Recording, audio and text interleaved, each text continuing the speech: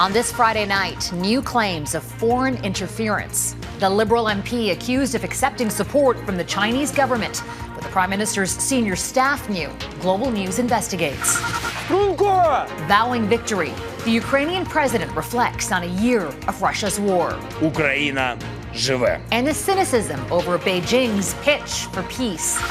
Plus, snow wave, the unusually cold weather blanketing California, and the fears of what else is in the forecast. Global National with Farah Nasser. Good evening.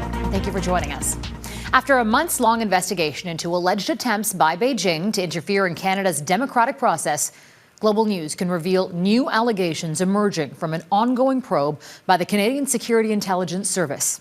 Intelligence sources tell Global News that investigators have been tracking current Ontario Liberal MP Han Dong since the summer of 2019. And those sources say he is one of 11 Toronto area riding candidates believed to be supported by Beijing in the lead up to that year's federal election and alleged to be an affiliate in China's election interference networks.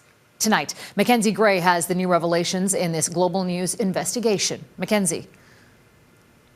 Farah, after an 8-month investigation, intelligence sources have told Global News that current Liberal MP Han Dong is alleged to have been supported by Beijing in 2019, and the Prime Minister's senior staff were warned about it.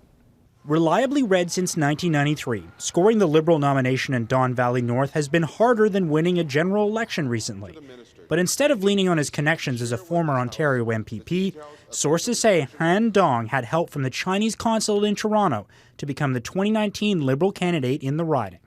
Through a combination of CSIS documents and intelligence sources, Global News has learned the consulate allegedly sent 2 busloads of Chinese-Canadian seniors to the Don Valley North Liberal nomination meeting, and those seniors knew who to vote for because Don's name was written on their arm. Sources also say CSIS suspected that Chinese international students with faked addresses were bussed in and told by the PRC consulate to support their preferred candidate if they wanted to maintain their student visa status.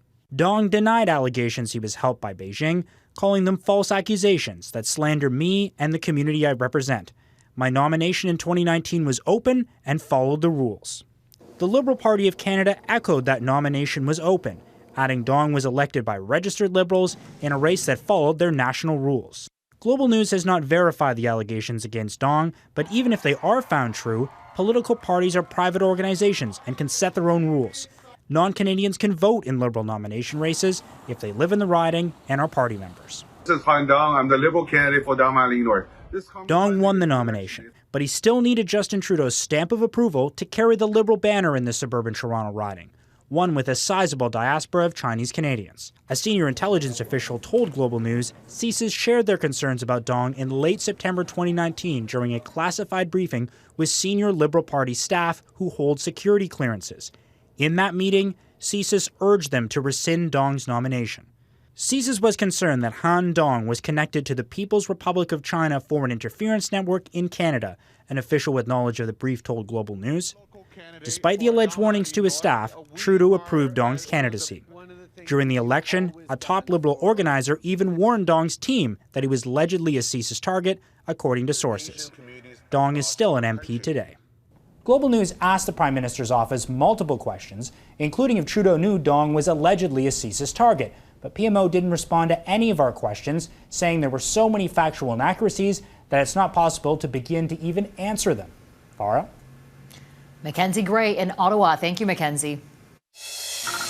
With me now is investigative reporter Sam Cooper. He broke the first stories about attempted Chinese interference and has been working his sources on this for months. Sam, let me start with what's your understanding of why the Liberal candidate, this Liberal candidate, Han Dong, now an elected MP, was the preferred candidate for the Chinese Communist Party?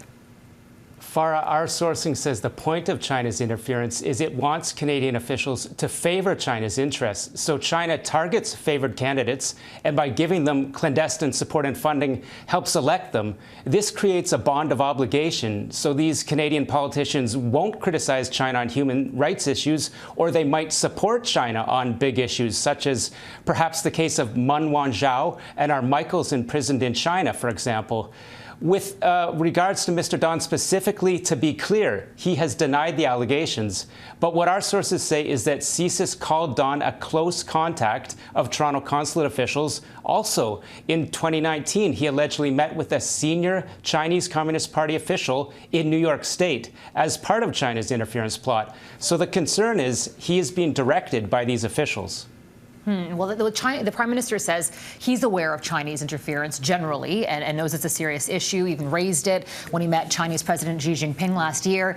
Yet your sources have told you that senior officials in the Prime Minister's office were given a classified briefing warning one of their candidates was part of this clandestine election interference network and urging them to rescind his nomination, but they didn't do that. So what's behind the disconnect there? Farah, first of all, I pressed the Prime Minister's office, but they would not confirm they received this briefing. But my sources say Michael Chan, a veteran Liberal politician who was a top target in these investigations and allegedly promoted Don in 2019, is a significant fundraiser for Trudeau's party and also has the ability to recommend nomination candidates in Toronto. Farah, Michael Chan has denied the allegations, but my sources raised the question of whether the Liberal Party may be downplaying CSIS warnings on Chan because of the influence and success he has inside the party. Farah, also, my sources fear the Prime Minister isn't addressing the real issue here. As we reported, CSIS believes elections are fixed in party nominations. So if China controls the riding's funding and community volunteer networks and successfully promotes a candidate in a riding that's almost always won by a certain party, this is akin to winning a seat in Ottawa. Farah? Explosive reporting. I'm sure reaction will start pouring in. Sam Cooper in Ottawa. Thank you, Sam.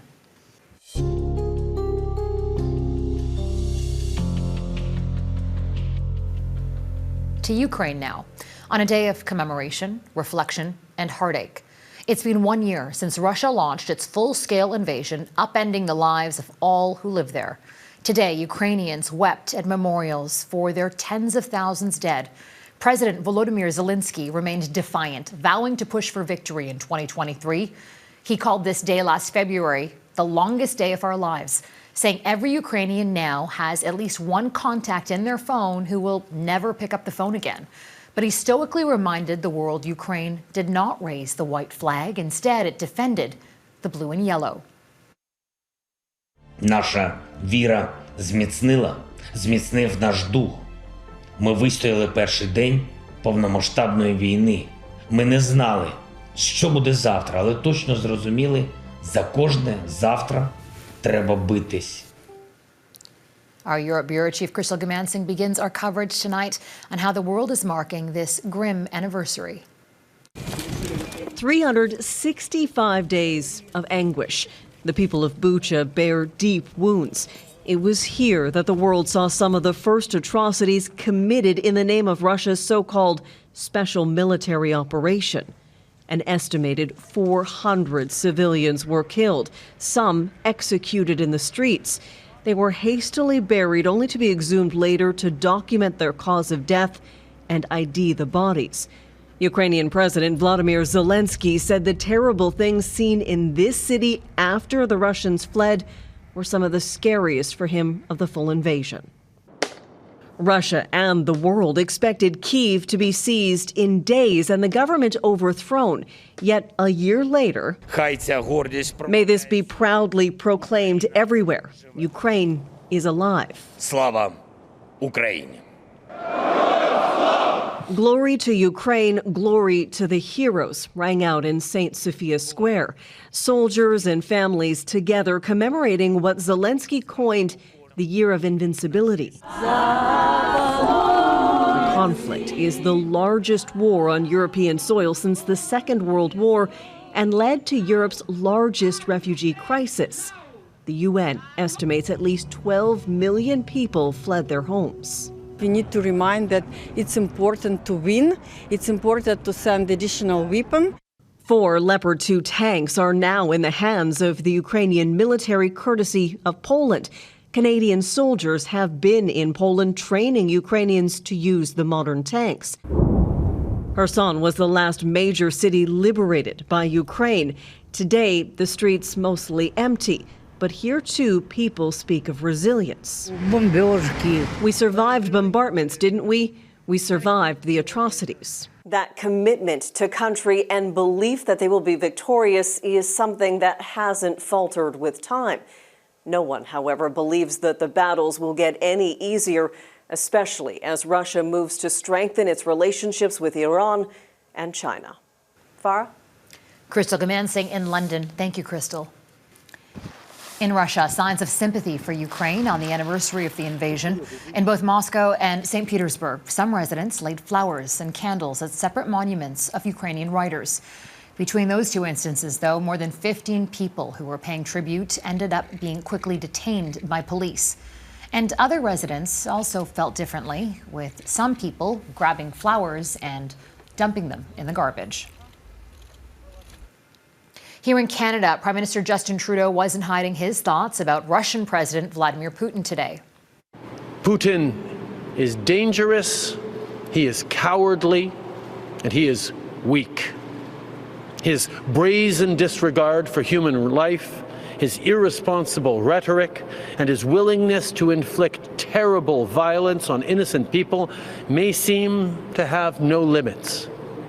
But what is truly without limits is the courage and resolve of those who fight every day for their freedom. The comments came as the Prime Minister announced $32 million in additional support for Ukraine, including 4 more Leopard 2 tanks, additional ammunition, and a fresh round of sanctions on Russia, targeting 63 entities and 129 individuals. And Washington also announced extra $2 billion in security assistance for Ukraine today. And it also revealed its own set of trade sanctions against more than 100 entities inside and outside Russia, including 2 Canadian companies. The Chinese government has unveiled its own solution to end the war. Coming up, what Beijing is proposing and the reaction. Plus, help on the way, Canada's new relief for earthquake-ravaged regions of Syria and Turkey.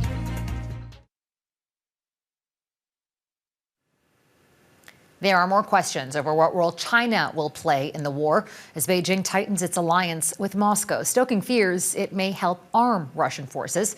But China has now released its own strategy for ending the war, unveiling a so-called peace plan, calling for an immediate ceasefire and an end to sanctions against Russia. Jackson Proskow looks at why the proposal is being met with widespread skepticism. One of Russia's few allies emerged with a proposal to end the war. China is willing to play a constructive role in politically resolving the Ukrainian crisis, Beijing announced. Instead of sharing its vast military might with Russia, China wants to broker a comprehensive ceasefire, have peace talks, and see an immediate end to all sanctions on its ally, Russia. So we will look at the principles, of course, but we will look at them against the backdrop that China has taken sides. Indeed, China is no neutral observer. Beijing refuses to condemn the Russian invasion and maintains a partnership without limits with Moscow. In Kyiv, Ukrainian President Volodymyr Zelenskyy said he would still like to meet with China's Xi Jinping in the future. I think that would be useful to our countries and to global security.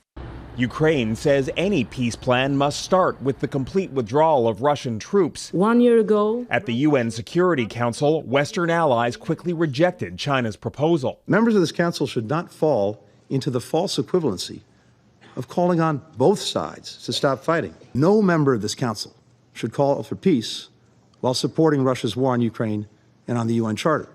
With its plan, Beijing seems to be sending a message. Respecting Ukraine's sovereignty means respecting China's too, especially when it comes to the future of Taiwan and the growing U.S. military presence on China's doorstep. Some country, while stressing sovereignty and territorial integrity on the Ukraine issue, is blatantly interfering in other countries' internal affairs and undermining their sovereignty and territorial integrity. China and Russia are both clear they want a new multipolar world, one that counters the power of the U.S. and NATO. Caught in the middle is Ukraine, where the year-long war is increasingly a battle for the future global order. Jackson Proskow, Global News, Washington. California's cold snap had the unusual deep freeze storming through the Golden State.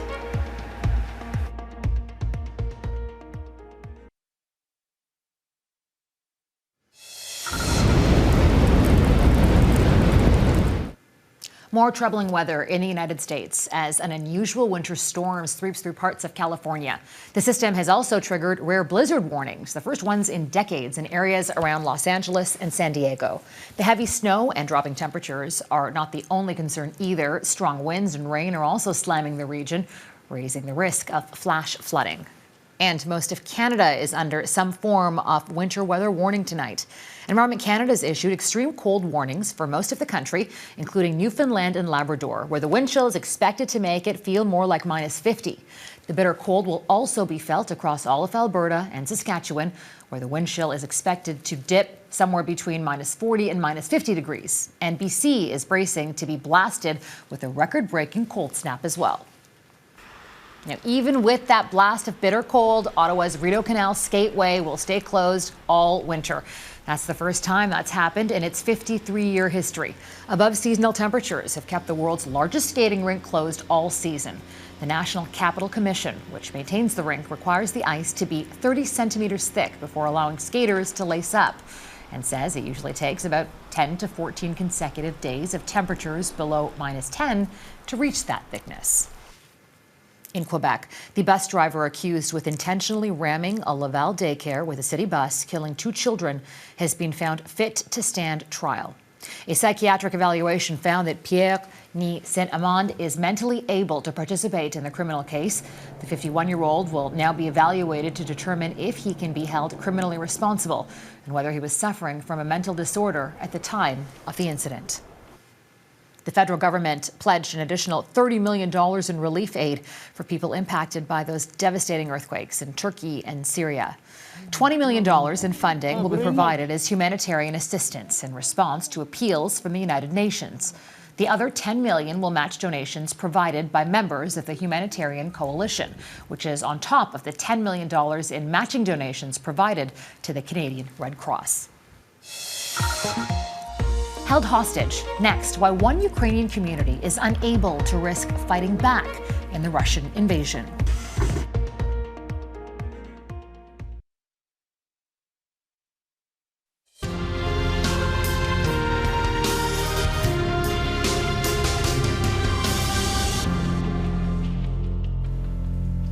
One year into the war in Ukraine, there are fears that Russia will ramp up its onslaught. And there's one community living in the shadow of Europe's largest nuclear plant that is under a constant barrage of rocket fire from Russian forces.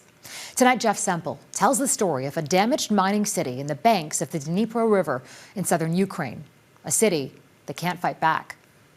This is Marhanets, a small mining city in southern Ukraine on the banks of the Dnipro River. But these days, residents are not allowed to get too close to the river shore because of the danger that lurks just a few kilometers away on the other side. Marhanets sits in the shadow of a Russian-occupied nuclear facility. The Russian military captured the Zaporizhzhia power station 1 week into the invasion, firing on the facility dozens of times, fueling fears of a meltdown. Since then, the Russians have used the nuclear plant as an army base to launch attacks on nearby communities like Marhanets. The Ukrainians can't defend themselves. To fire back would be to risk triggering a nuclear disaster. What can I say about Russians who hide behind a nuclear power station? There are no words, says the mayor of Marhanets. Hennedy Borovuk showed us the aftermath from months of relentless Russian shelling, hitting schools, hospitals, and hundreds of homes. Every night you go to bed, you're not sure if you're going to wake up, this resident says. We're sitting ducks. When the air raid sirens sound, warning of an incoming Russian strike, Lydia Holosherpova shields her brother with planks of wood. He's partially paralyzed, and last month a piece of shrapnel ripped through his bedroom. The impact of the blast shattered every window in their house, turning shards of glass into projectiles.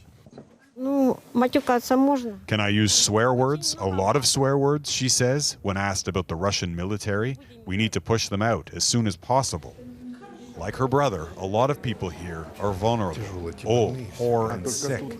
Those who could leave left months ago. Around half the city's population of 50,000 has fled out of the shadow of the nuclear plant.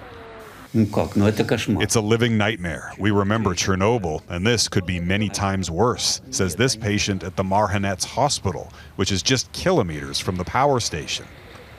Even before the invasion, hospital staff were preparing for the worst. We have evacuation routes. The sickest patients would be moved to the basement to avoid the radiation, and were stocked with iodine tablets, says the Marhanets hospital director. But of course, we understand if there is a nuclear disaster, the hospital itself won't be able to help. Staff here face the daily dilemma of caring for the sick and wounded while the hospital itself is hit. Windows blown out, emergency rooms and infectious disease units riddled with shrapnel. There are no military targets here. They're shelling peaceful civilians, the mayor says. My soul is crying. We need humanitarian assistance. But this city of Marhanets is about to receive some help from another community 9,000 kilometers away in Canada. We'll have that story coming up on The New Reality. That's Saturday on Global. Jeff Sumple, Global News, Marhanets. And immediately following The New Reality, Global News will air a half-hour special to mark 1 year since the full-scale Russian invasion of Ukraine. That's tomorrow night at 7:30. And that's Global National for this Friday. Thank you for watching. Tonight, we're going to leave you with scenes from around the world as Ukrainian allies show their support and mark 1 year since Russia's invasion began. Until tomorrow, take care of yourselves and take care of each other. Good night.